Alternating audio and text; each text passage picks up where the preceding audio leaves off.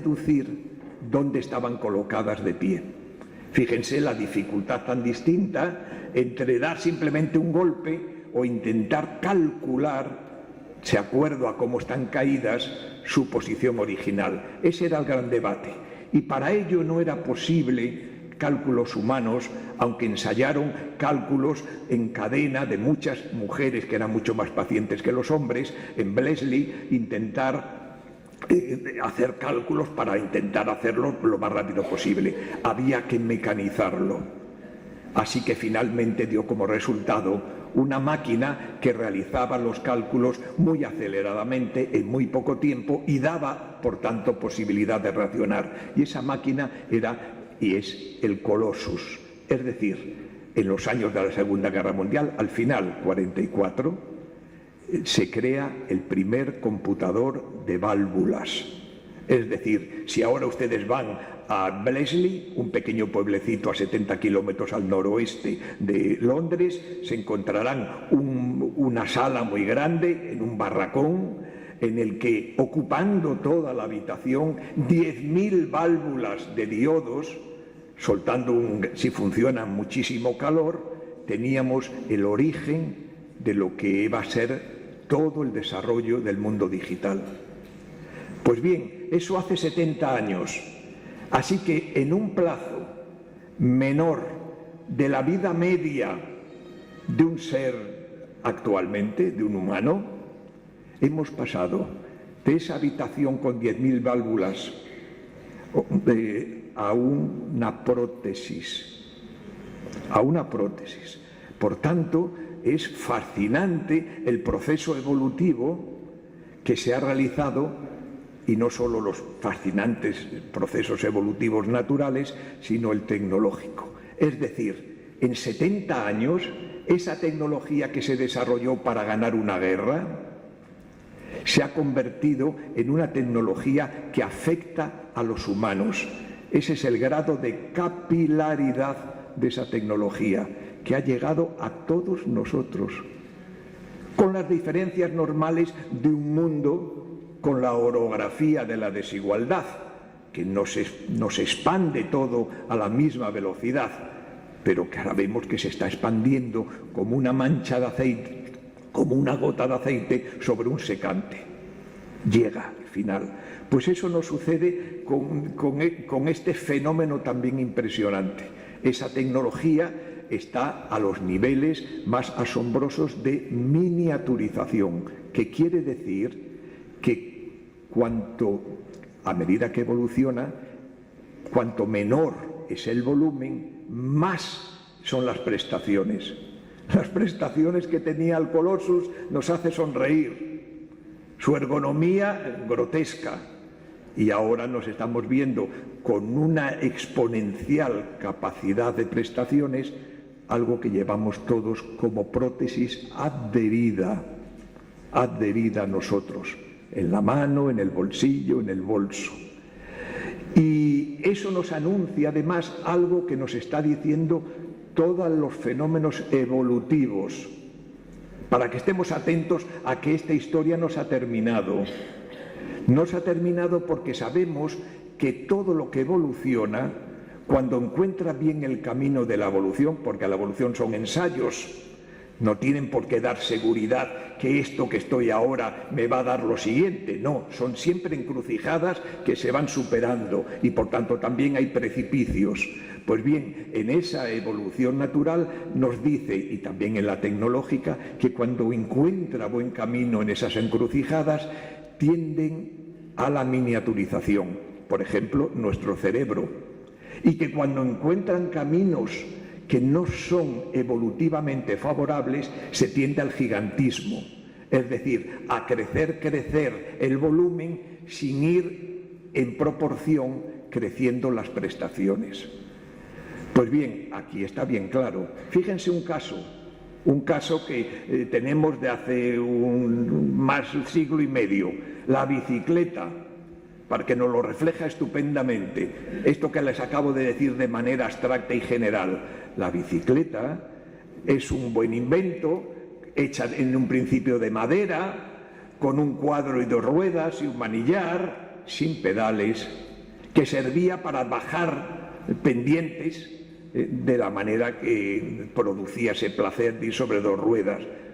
Pero como el ser humano quiere, igual que la evolución natural, sacarle toda potencialidad a los ensayos, dice, oye, ¿y por qué no podría ir yo también de esa manera por el llano y no solo por la cuesta abajo? Así que el siguiente paso evolutivo es ponerle unos pedales. Bien, pero ahí es donde está la encrucijada, que se toma otro camino y se ponen los pedales en la rueda delantera.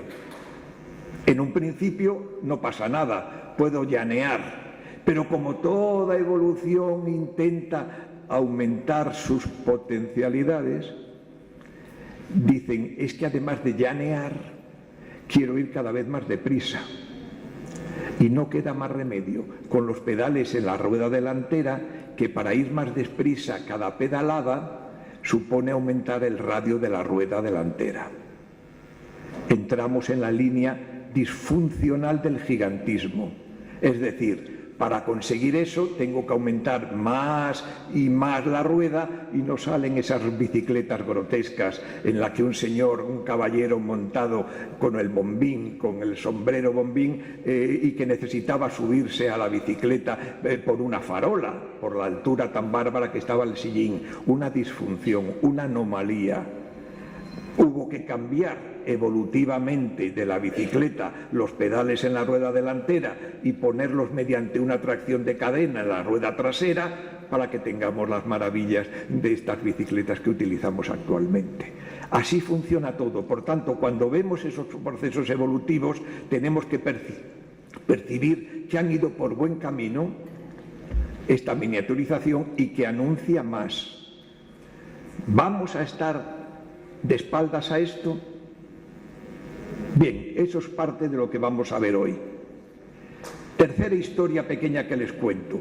Ya no es la historia personal, ya no es la historia histórica, sino una historia mitológica, mítica.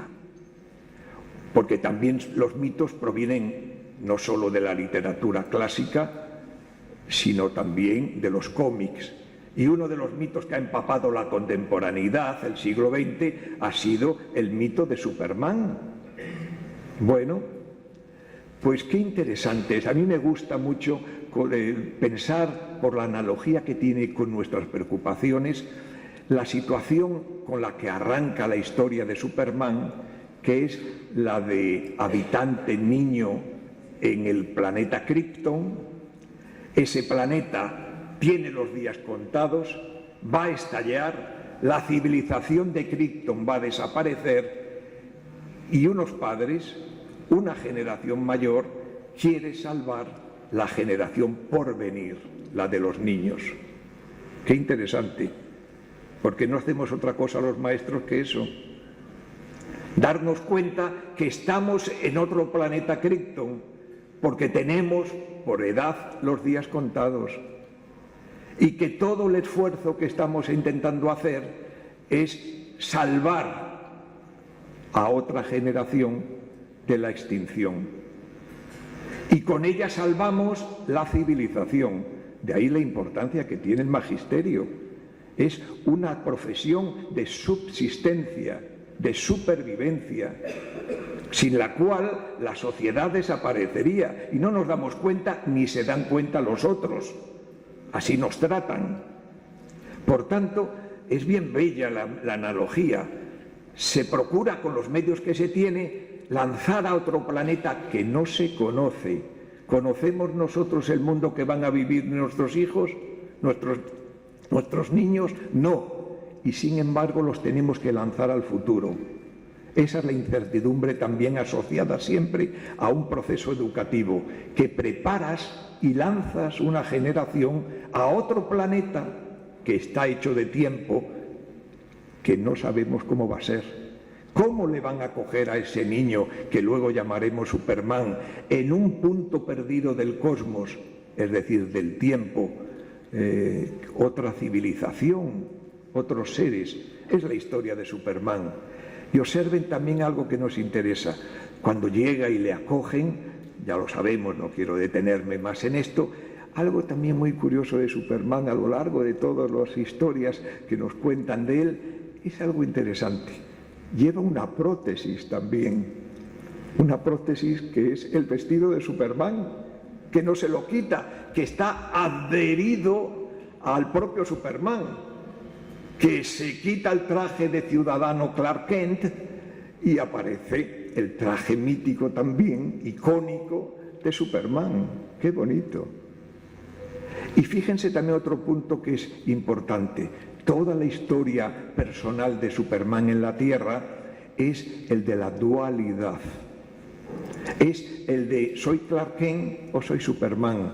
Y continuamente se quita el traje de chaqueta y aparece el de Superman y viceversa. Fíjense, es otra de las zozobras que tenemos en este mundo tecnológico que estamos empezando a vivir, el de la dualidad, el estar continuamente resonando entre lo virtual y lo real. Y así también en nuestras aulas. ¿Qué hacemos de un lado? ¿Qué hacemos del otro? ¿Nos ponemos el traje de ciudadano o nos quitamos y aparece el de superhéroe?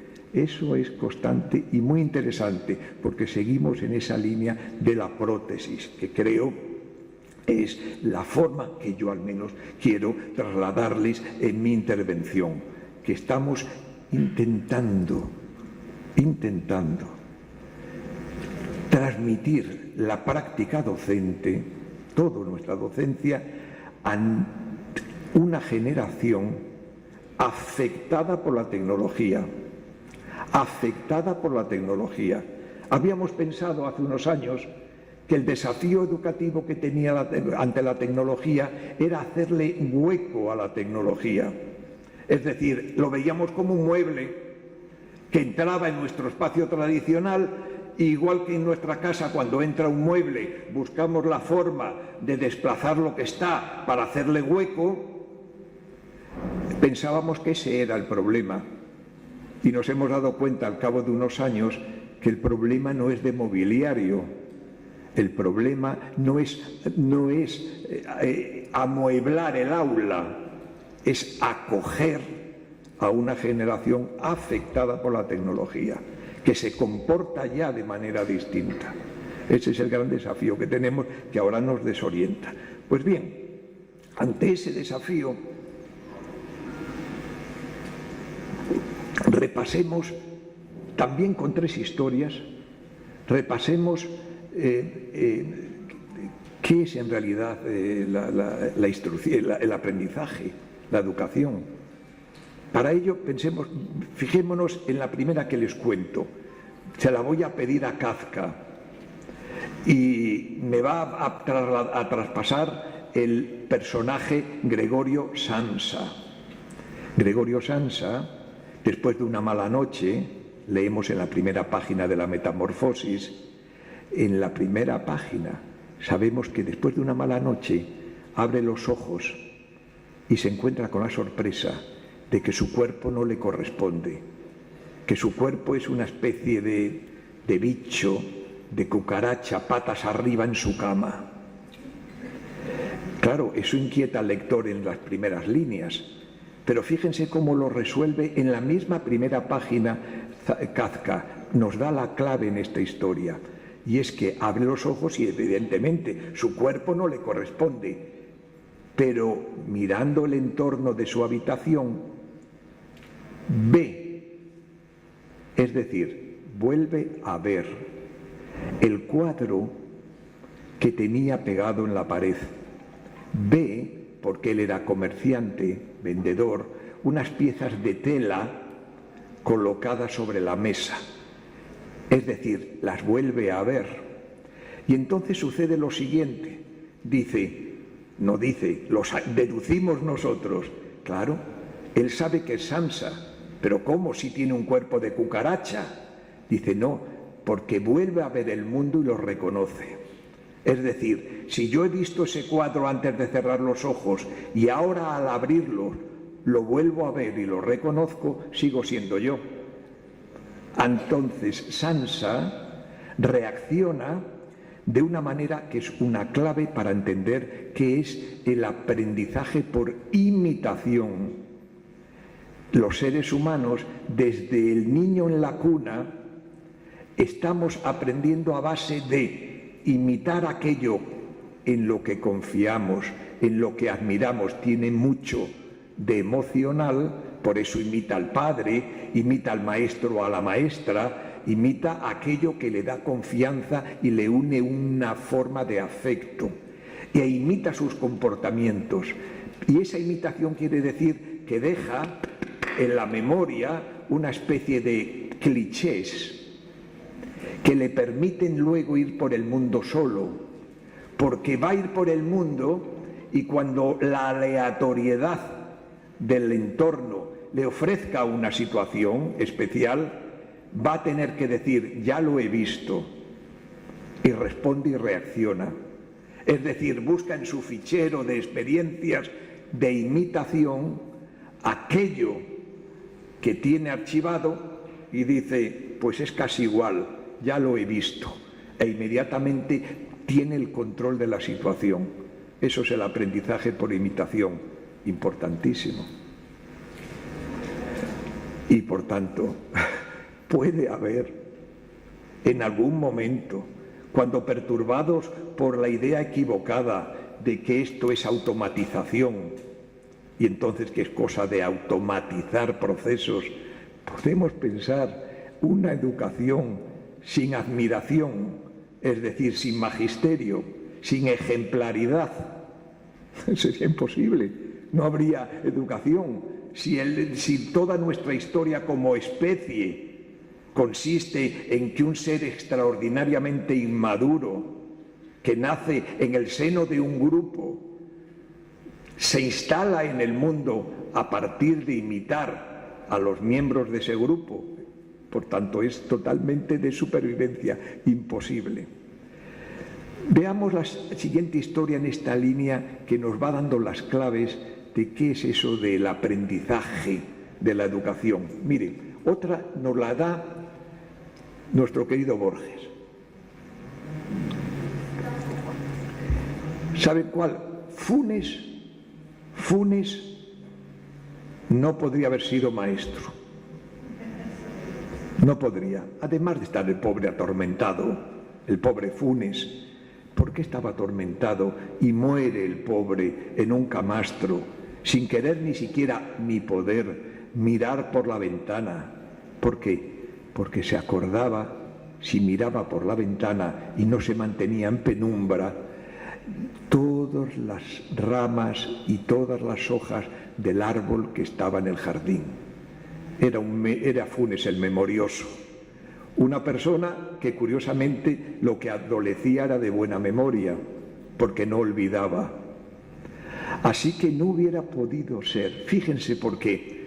Porque cuando Funes quería contar qué había hecho un día anterior, qué has hecho el domingo pasado, el pobre Funes se acordaba de todo lo que sucedía y le había sucedido ese día pasado.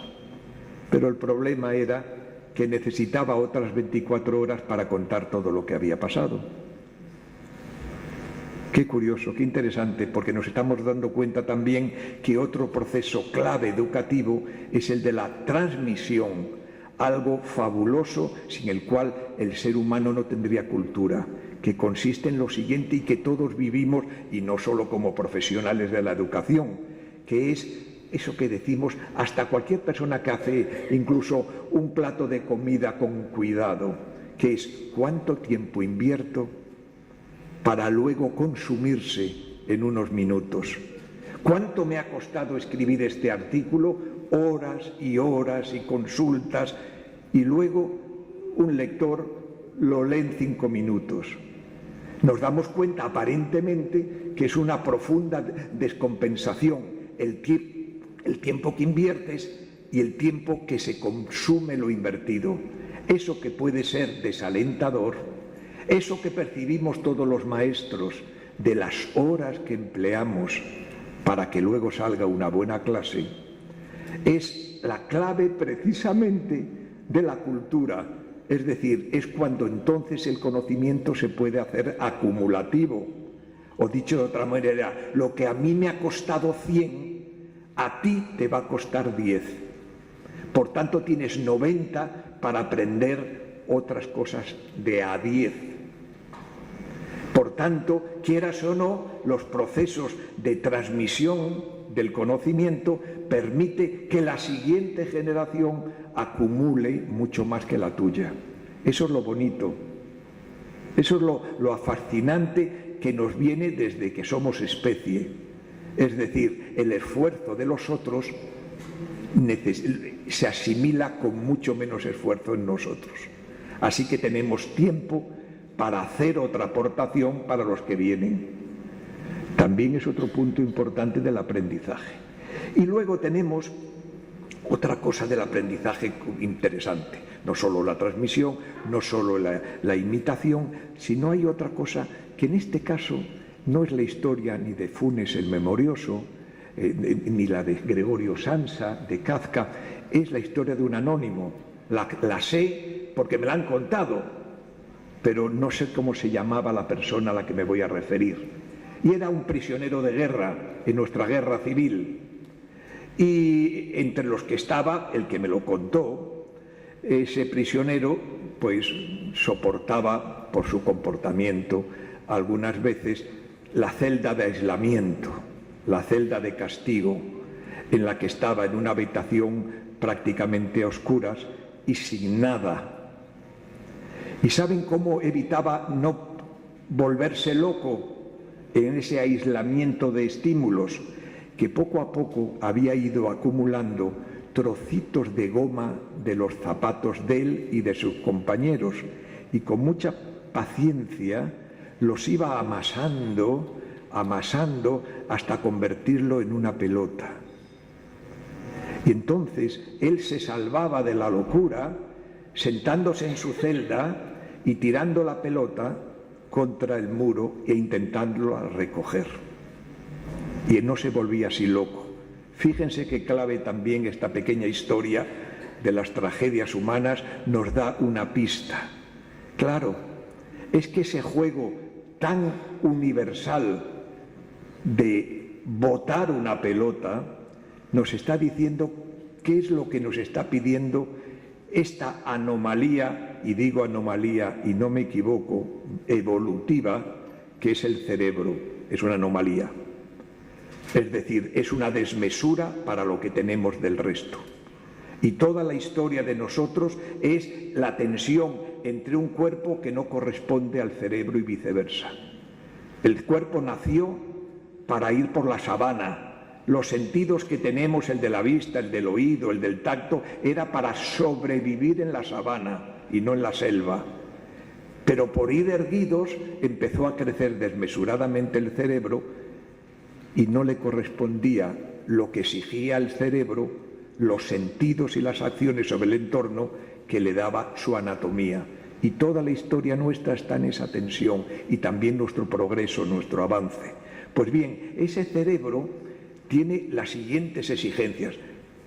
Una de ellas, evidentemente, que si este cuerpo pide muchas proteínas, muchos alimentos para mantener esta entropía negativa que es la vida, el cerebro se lleva la cuarta parte de lo que comemos. Es muy exigente. Pero no se conforma solo con llevarnos la cuarta parte de la energía que incorporamos a todo nuestro cuerpo, sino que además está constantemente exigiendo que le entre información constantemente, que es de lo que más se alimenta. Si no, se convierte el cerebro en una plasta informe de neuronas. Pero cuando llega al cerebro información, eso se empieza a cristalizar en forma de conexiones neuronales y empieza a construirse un nuevo Big Bang, que es el del conocimiento. Por tanto, está constantemente necesitando información y no solo proteínas, comida. Está constantemente pidiéndola. Pero, atención, ¿qué es información? Es incertidumbre. Por eso los seres humanos son lúdicos.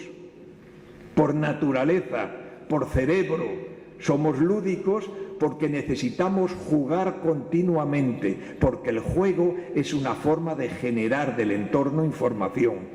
Si boto una pelota, sé que por muy bien y exactamente que la bote, igual que la anterior, bote, va a devolverme el entorno de manera distinta.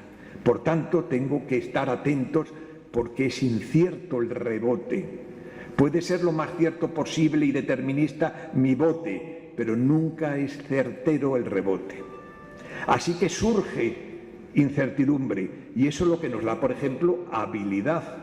Si no hubiéramos botado de niños continuamente y el juego más elemental de la pelota, seríamos extraordinariamente torpes a la hora de tomar esa esfera y golpearla contra el suelo con la pared. Hemos adquirido eso. Si solo fuera la pelota, estamos continuamente interviniendo sobre el mundo para que ese mundo nos devuelva la incertidumbre y esa incertidumbre nos organice las neuronas. Eso es conocer, eso es aprender. Pero caramba, qué empeño tenemos en nuestros sistemas educativos de quitar el juego lo antes posible y creer que se hace uno adulto cuando no juega. Les decía ayer a mis compañeros de amigos de Ceibal, luego solo los que se salvan de ese naufragio, que es la escolarización así entendida, les llamamos científicos, que pueden seguir jugando toda su vida en el laboratorio. Los demás nos dicen que jugar es perder el tiempo. Bueno, pues eso es importantísimo porque la incertidumbre es, curiosamente, necesaria, como acabo de decir, pero también tóxica.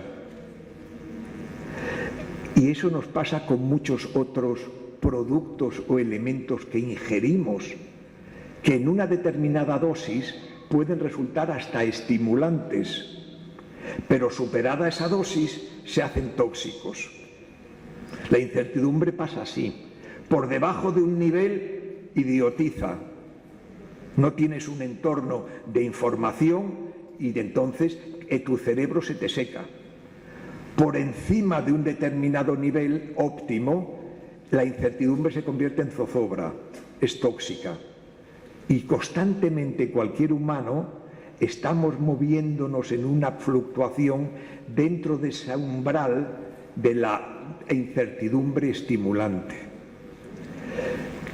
¿Qué problema tenemos también los docentes con encontrar ese umbral? Constantemente nos estamos pasando de la raya, bien por arriba, bien por abajo. Unas veces por fallo nuestro y otras porque si nos ponen 40 niños, pues 40 es muy difícil encontrar la banda del umbral debido a la diversidad. Muchos factores intervienen, pero constantemente estamos produciendo eso.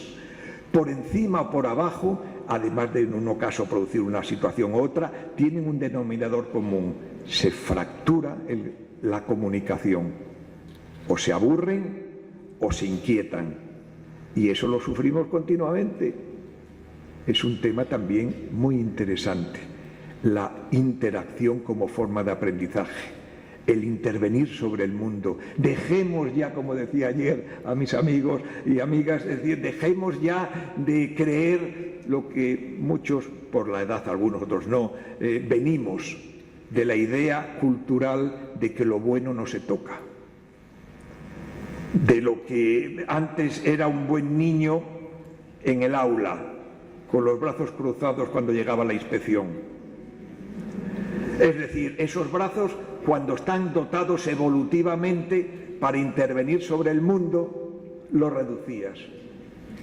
De ahí venimos los de una cierta edad. Y eso es lo que nos perturba en un mundo generacional que llega y no puede entender que le digas no lo toques. No puede entender cuando te miras a ti y llega un objeto que has comprado y ve con sorpresa esa nueva generación que sacas el libro de instrucciones y dice, ¿pero qué? ¿Que entra por aquí y no por aquí? No le entra en la cabeza. Dice, pero ¿para qué tienes esto? Si todo el aprendizaje de la especie ha sido manipular el mundo para aprehenderlo y comprenderlo, ¿cómo que entra por aquí? Es decir, entra por aquí y luego eres diestro. No funciona. Y sin embargo seguimos dale que te dale. Hasta que ellos se rebelan y dicen no. O no voy a este museo en el que dicen no se toque nada. Pero voy al Museo de la Ciencia y de la Técnica en el que todos los aparatos, si no los tocas, no funciona y no sirve para nada el museo. Pues por ahí vamos. La interacción es clave, fundamental. Pues bien, ya que vemos que es también otro de los elementos, les sigo contando historias. Y esta historia es cómo interactuamos con el mundo nosotros. Les acabo de decir lo de la mano, sí, evidentemente. Vaya, estaba hablando de móvil, perdón. No estaba preparado para decir que es una prótesis, que lo había dejado abierto. Mire, pues, fíjense, la interacción del mundo. Vamos a ver cómo interactuamos. Lo incorporamos bien en nuestras aulas y después esto lo potencia, lo amplifica o lo entorpece. Es el final de mi exposición con ustedes hoy. Después de todo esto, llegamos a ver la importancia que tiene dejar que interactúe. La generación nos está pidiendo, dejadme libre para intervenir.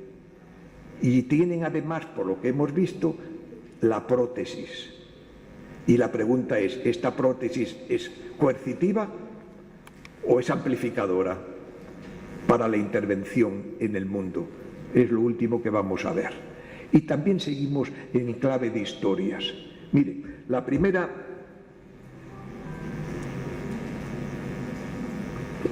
historia es, más que historia, sí, es la de, vamos a hablar de personajes, de autores me refiero, de autores. Les he dicho antes nuestro querido Borges, cómo no, ¿verdad? Bueno, pues Borges es un extraordinario creador de espacios imposibles. Así tenemos, por esos espacios imposibles, arquitecturas imposibles como la Biblioteca de Babel, es decir, nos explica arquitectónicamente lo que es el infinito. ¡Qué bonito! Pero a la vez, en el otro extremo de sus espacios arquitectónicos de ficción, tenemos, en Borges, tenemos el Aleph, que es el extremo, es la contracción de todo el mundo en un punto. Perfecto. Nos viene muy bien para lo que vamos a ver que nos trae esto. Esto nos trae el sueño de Borges sobre la posibilidad de un espacio sin lugares, que es el Aleph. El Aleph es la posibilidad de que todo en el tiempo y en el espacio se concentre en una pequeña esfera tornasolada. Pues bien, eso nos lo trae esto, con unas consecuencias que lo vamos a ver. Si la red, esto está conectado a la red, si no, no tendría esa potencia que decíamos de la miniaturización, no está aquí todo dentro, precisamente, es una conexión a la red, pero tendemos la idea de que la red es una especie de malla planetaria que envuelve a todos nosotros. No.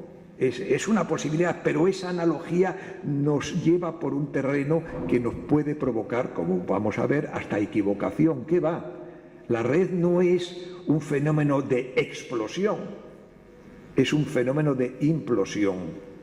Es decir, cada vez es más reducido el espacio donde se producen todos los fenómenos que llamamos Internet, la red en general, mínimo, es decir, la red nos muestra por primera vez un espacio sin lugares. Y si no hay lugares, no hay distancias. Y si no hay distancias, no hay demora.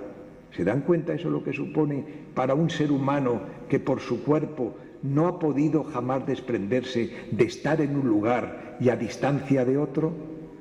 Y que vivamos ahora, gracias a esta prótesis, en un espacio en el que no te separa la distancia y por tanto la demora. Es una cosa realmente interesante, muy sugerente.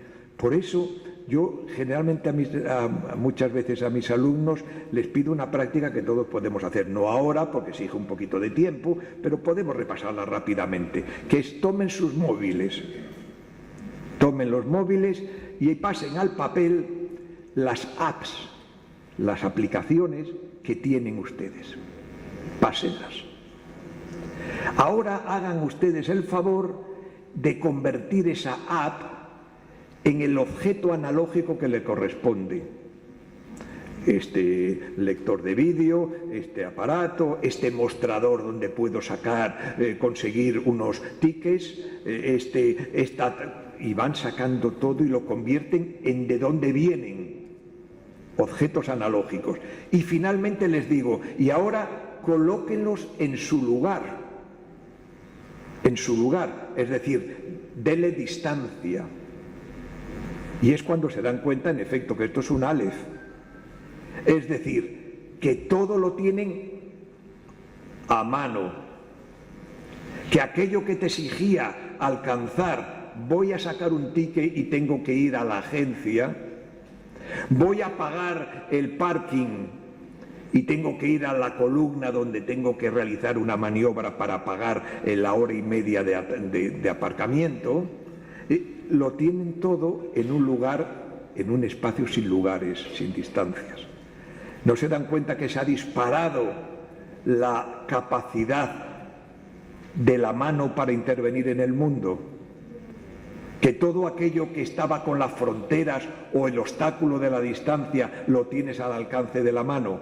Se ha disparado una de las formas con las que interactuamos en el mundo, que es la mano. Pero observen otro detalle también de interés. ¿Qué es lo que nos llama la atención de la ergonomía de las apps? Que me da igual que esté editando un vídeo, que esté repasando mi álbum de fotografías, que esté escuchando música, que esté escribiendo un mensaje, lo que quieran, se dan cuenta que todo se manipula con las mismas operaciones. Toco, abro, cierro.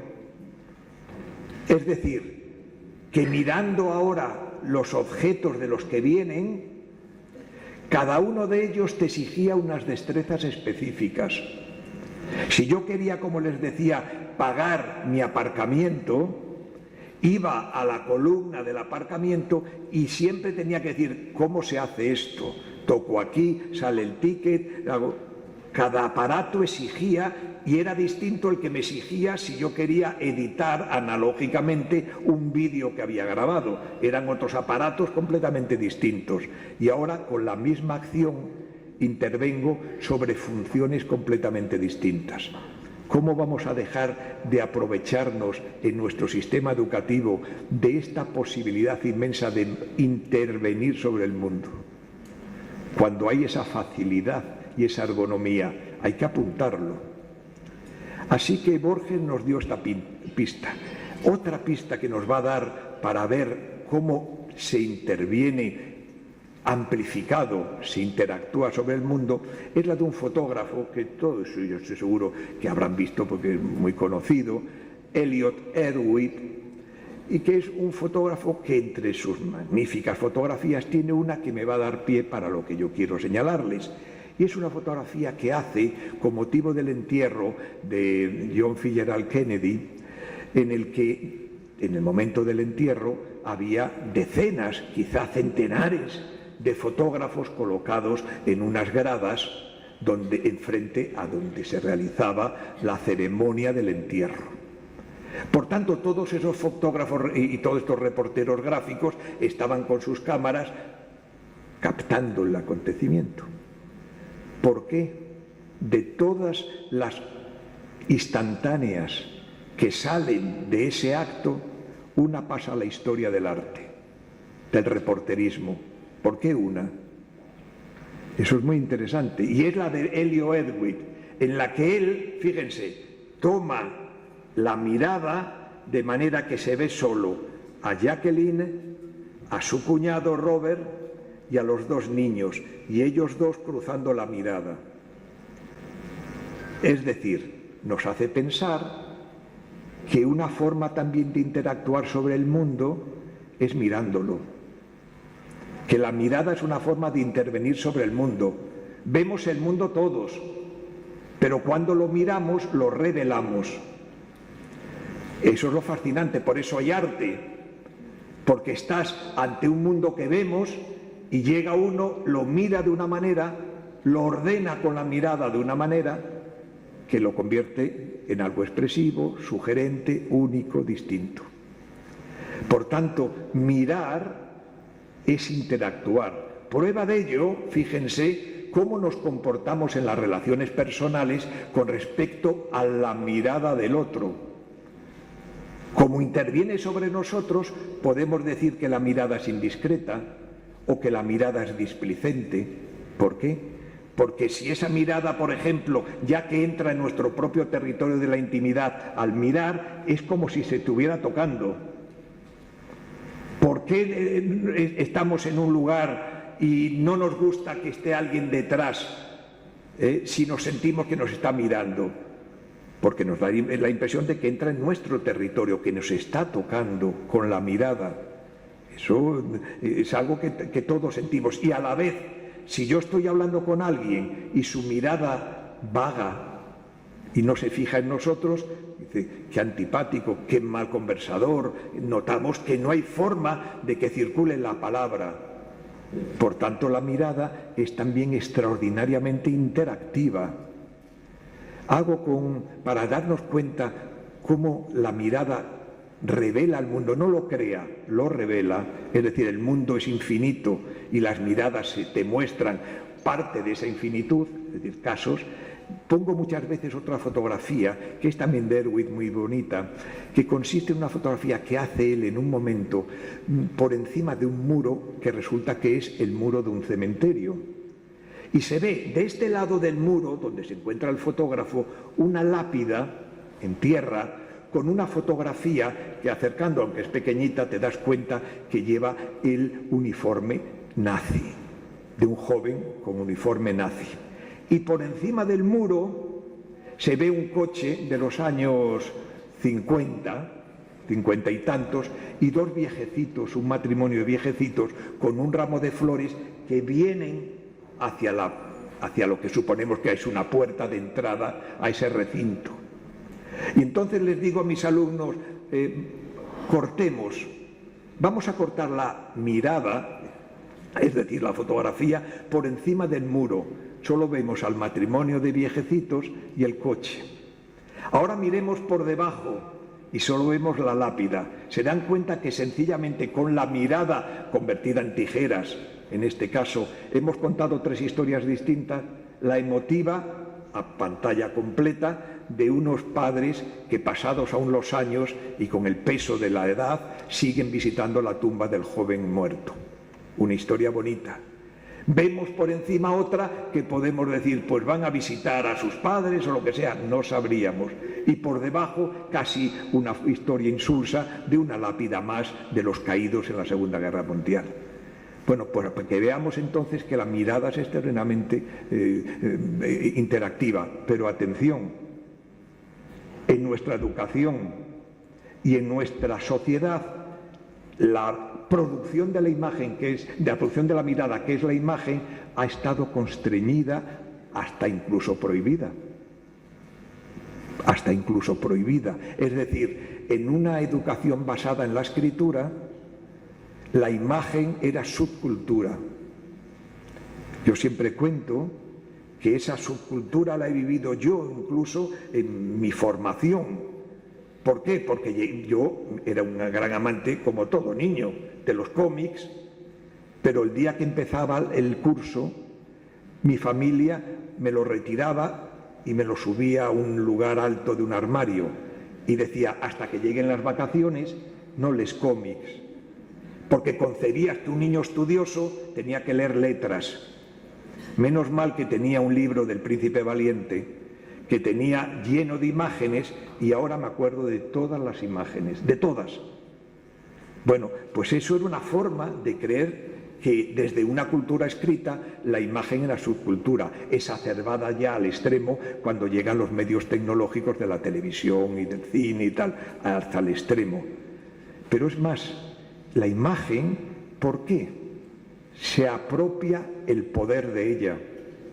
A lo largo de la historia Así que el productor de imagen, que es el productor de miradas, era el poderoso, que tenía económicamente la posibilidad de tener al pintor, al escultor, al artesano, que le hacía el óleo o la escultura. Y la tenía para su disfrute, en su palacio, en sus salones, en sus gabinetes. Cuando llega, por el contrario, después, posteriormente, unos desarrollos tecnológicos tan interesantes como son los que ocupa la contemporaneidad, ven, ya no quedan reducidos a esas casas intratables, inalcanzables para el pueblo, que eran los castillos, los palacios, los monasterios. Solo tenía el pueblo la posibilidad de ver imágenes, si iba al templo o si conseguía una estampa, nada más. Si nos damos cuenta, la anemia de la imagen en la historia del ser humano es escalofriante. El ser humano nos impresiona muchas veces por la permanente falta de alimentos, pero también la falta de alimentos al cerebro ha sido brutal, cruel, y una de ellas era esa, que la imagen, para para el sentido más poderoso que tenemos por nuestra Constitución, que es la vista, estaba privada. Y la que veías estaba controlada. Así quiero que veas tú las verdades y las certezas. Pues bien, cuando llega la contemporaneidad, te dan el consuelo de que te hacen posible el acceso a múltiples imágenes. La revista ilustrada, el cine, luego la imagen electrónica, la televisión, abierto, tal es así que llamamos medios de comunicación de masas. Lo podías consumir, ya no era solo la estampa o la visita al templo. Pero fíjense, el que producía la imagen era el poderoso, el que tenía el dinero para producir ese programa de televisión, esa cadena, es decir, que lo que veías era lo que miraba el poderoso. Tenemos que llegar al XXI, al siglo XXI, en el que estamos, en que por primera vez se produce la revolución de que tú puedes trasladar, compartir tu mirada con otros. Y eso nos molesta, pero quitándole por encima esa molestia inicial de ver que es algo nuevo que no entendemos aún bien, veamos el lado poderoso de la revolución, que es, oiga, que yo también quiero mirar. ¿Por qué no voy a mirar? No, mira la que te da el poderoso. No, yo quiero mirar y quiero mirar esto. Y voy a este museo y miro esto, y voy a este paisaje y miro esto. Y tengo la prótesis para mirar el mundo como yo quiero, y lo miro y lo comparto. Y ahora mismo lo mando por el Aleph, que es la red, a mis amigos. Y nos rasgamos las vestiduras. Pero esta gente que no hace otra cosa que hacer fotografías, que me atiendan. Y es cuando nos damos cuenta, hay también un fotógrafo maravilloso, para que tiene un nombre larguísimo en alemán y no quiero decirlo porque lo diré mal, y ese fotógrafo se dedicó a fotografiar con una cámara que no producía sonido para que no produjera atención en la gente, las actitudes ante los museos, ante los cuadros. Iba a los museos y fotografiaba, y ha dado como resultado un álbum precioso de comportamientos de los visitantes a los museos. Pues bien, hay una fotografía encantadora, y es que se ve a una señora, podía ser la madre, podía ser la maestra, que está en cuclillas y está junto con dos niños y está haciendo esto. Es decir, lo que hemos vivido siempre. Ve lo que yo quiero que mires. Y lo curioso es que de los dos niños, uno le está siguiendo el índice a lo que le indica mirar y el otro está mirando por ahí. Cuando se dé cuenta, le da un cachete y le dirá, atiende. Bueno, pues eso es la clave. El mundo es inagotable. Déjalo recorrer por las miradas. Déjalo revelar por las miradas. Es que no son... Oye, igual que aprendes a escribir, y poco a poco, y no todos tienen que terminar siendo Borges. ¿Por qué tienen que ser todos, pues no sé, Sebastián Salgado, como fotógrafos? pero deja que comparta su mirada. Nos molesta una barbaridad que se haga la gente selfie. Oiga, que nos hemos pasado toda la vida con los selfies del poder, que nos cuelgan las fotografías del poder. ¿Por qué no voy a poder yo hacerme también mi fotografía? Es decir, es una auténtica revolución, pero que repercute en la educación, que es, hemos hecho una educación compensada exclusivamente a la comunicación escrita. Fundamental, si no quiere decir que cuando se dice eso se rebaje ese... No, en absoluto. Es, atención, que tenemos que también potenciar la mirada y que esa mirada sea lenguaje, es decir, que permita que esa persona, tal como mire el mundo, era una forma de mensaje a otro que lo quiere transmitir. Y cuando eso se practica con los jóvenes, te encuentras sorprendido, porque hasta ahora son en realidad fuera del sistema, lo hacen porque sí. Pero si lo haces por realmente como práctica, igual que una redacción o lo que sea, te das cuenta, algunas veces hasta la vergüenza, porque nosotros llevamos el lastre de otro tipo de educación, que miran extraordinariamente creativos. Déjalos que se expresen así, genera actividades que permita este tipo de comunicación. Aún recuerdo mis oposiciones primeras, de las de épocas esas de la larguísima carrera universitaria, que empezaba siendo adjunto y luego agregado y luego catedrático y tal. Bueno, pues en la primera aún me acuerdo que uno de los miembros del tribunal, que tenía una relación conmigo, me advirtió, antes de empezar lo que se llamaba en aquellos tiempos en la práctica la encerrona, que te encerraban 4 horas y preparabas la conferencia y dabas la clase después de esas 4 horas. Y me dijo: Antonio, ni se te ocurra utilizar la pizarra, porque ya sé que a ti te gusta mucho eso de los gráficos y de las imágenes. Tú, a palo seco, la palabra. Reflejaba la visión que teníamos de la educación hace 2 décadas o 3 o lo que fuera. Por tanto, eso es un tema interesante, recuperar la mirada. Y por último, no quiero extenderles más porque me estoy extendiendo y te estoy quitando el tiempo, perdona, pues solamente también otra forma de interacción. ¿Cuál? ¿Les parece poco la palabra? Esa asombrosa base física que, moviendo el aire, llegue ese aire como pueden llegar las ondas de agua en un lago, y que otra persona en el otro extremo ponga la mano en la orilla del lago y se emocione, se sorprenda, entienda por las vibraciones del agua. Pues es lo que nos está pasando ahora mismo, algo realmente sorprendente, que unas vibraciones transmites conocimientos, emociones, hace reír, hace llorar, hace que uno se levante, es asombroso, es fascinante. ¿Cómo no va a ser interactivo eso? Una de las cosas más fuertes y poderosas de la interacción es la propia palabra. Pues bien, ahí viene la última de las historias, que es la que nos pone Arthur Clarke en Odisea Espacial 2001. ¿Qué pasó cuando la quiere Kubrick, Stanley Kubrick, convertir en cine? Que había un problema que no podría resolverse fácilmente, y es que cuando el astronauta alcanza las distancias de Saturno y habla con la base Tierra, se encuentra con un problema, y es que cuando desde la nave dice aquí la nave Tierra, aquí la nave no sé qué, tarda 1 hora y 8 minutos en llegar su palabra a la Tierra. Y si le contestan desde la base, muy bien, ¿y tú? 1 hora y 8 minutos. Por tanto, vaya película. No podría ser. Así que no le queda más remedio que ir contra las leyes físicas de la velocidad de la luz, porque no era posible. Pero fíjense que eso, al margen de esa anécdota, es muy interesante. ¿Por qué? Porque nosotros, toda nuestra lógica de la comunicación se ha basado en los medios. Es decir, cuando llega la escritura, superamos la sabana. Es decir, para la sabana era suficiente tener esta intensidad de voz, este umbral de audición para comunicarnos la banda en el grupo de la sabana. No teníamos que gritar más, no éramos ballenas jorobadas que pueden mandar sonidos a lo largo del Atlántico. Bastaba para la sabana la supervivencia con esos umbrales.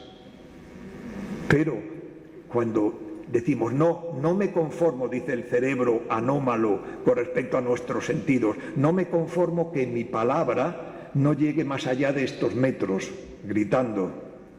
Quiero que llegue mucho más lejos, más allá de los montes.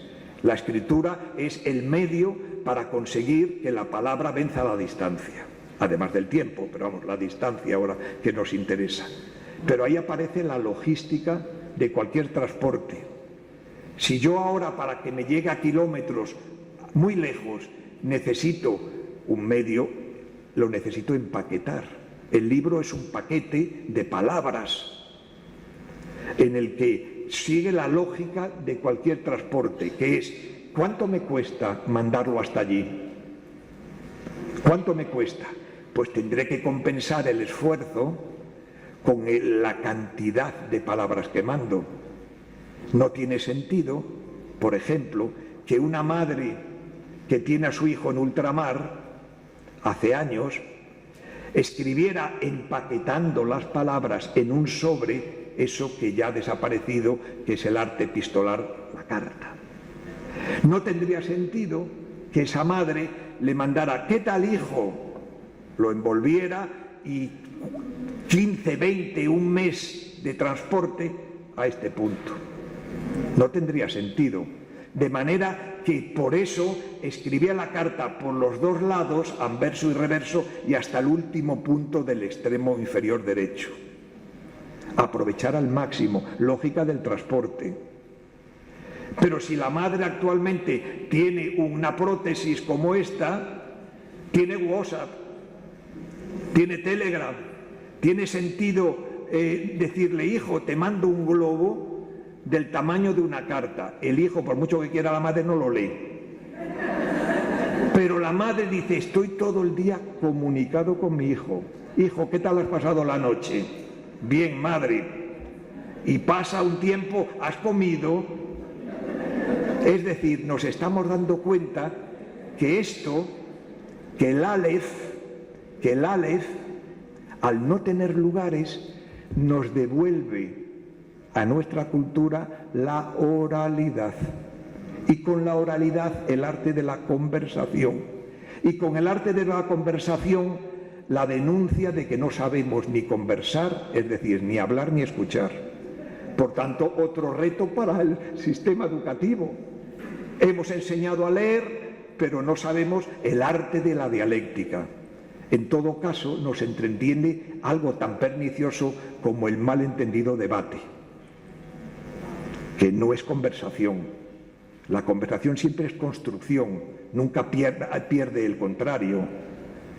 Se construye entre los dos algo por intervención de uno y de otro. Por tanto, en ese sentido, es otro de los retos que tenemos, que es algo que no entendemos también en los jóvenes. Es que como son muy interactivos, no hemos dicho que se han despegado los brazos y quieren intervenir, quieren mirar, quieren intervenir sobre el mundo, quieren también, aunque nos parezca mentira, conversar, quieren interactuar, claro, evidentemente que no con un señor mayor, quieren con sus hijos, con sus amigos, pero están dando balbuceos del arte de la conversación. Lo que pasa es que como todo hay que aprender, pues tienen que aprender. ¿Dónde? Pues ya lo saben. Habrá que enseñar al arte de la conversación. Encima un arte de la conversación como es este, que es multimedia, que puedes mandar un globo, un emoticono, un audio, una visión de lo que estás haciendo compartida en vídeo, y no sabemos ni nosotros ni ellos, pero ellos al menos por desinhibidos muestran la tendencia, cosa que nosotros por inhibidos nos reprimimos. Todo un mundo de desafíos que tiene el sistema educativo desde el momento que, mirando lo que entra por el aula, nos damos cuenta que entra ya irremediablemente afectado por la tecnología. Muchísimas gracias y perdonen tantísimo tiempo.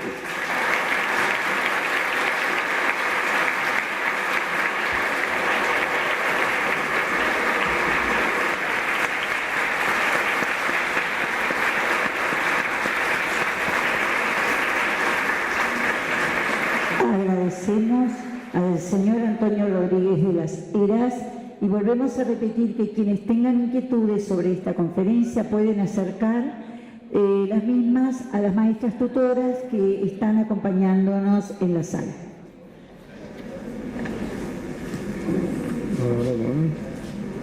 ¿Cuál es? No tienes que poner, no le pones el nombre ahí Luis. en el programa. Acá tengo.